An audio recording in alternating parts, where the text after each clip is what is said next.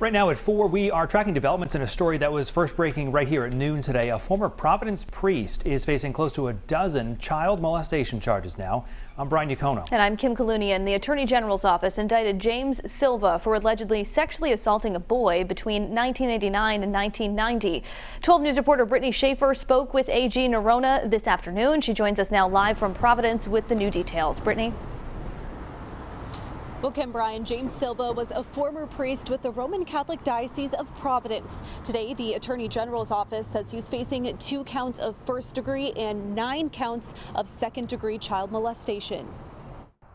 A former Providence priest is indicted on 11 child molestation charges stretching back 3 decades. According to the AG's office, James Silva allegedly sexually assaulted a boy under the age of 14. We're prepared to go forward with him, and that's where we are today. The 81-year-old was the interim director and assistant director at the Office of the Ministerial Formation with the Providence Diocese at the time. Silva was previously charged with 1 count of second-degree sexual assault in 1995, where he received a 7-year suspended sentence with probation. He was laicized from the church in 1993.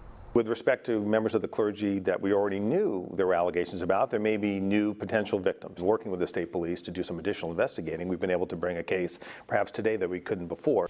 This is the 3rd case the AG's office has brought against a clergy member based on sexual abuse allegations during their comprehensive review.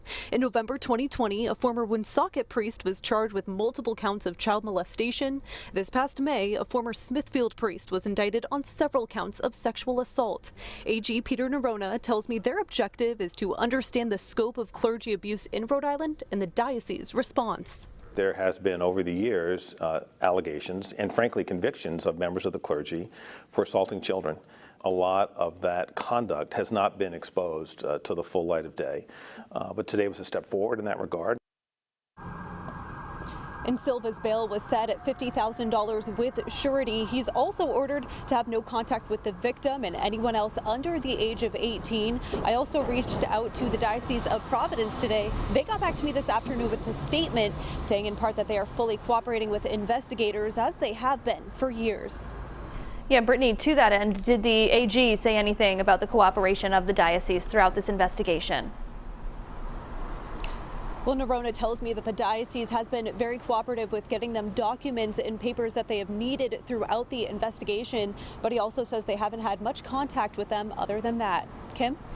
Our Brittany Schaefer live for us in Providence. Brittany, thank you.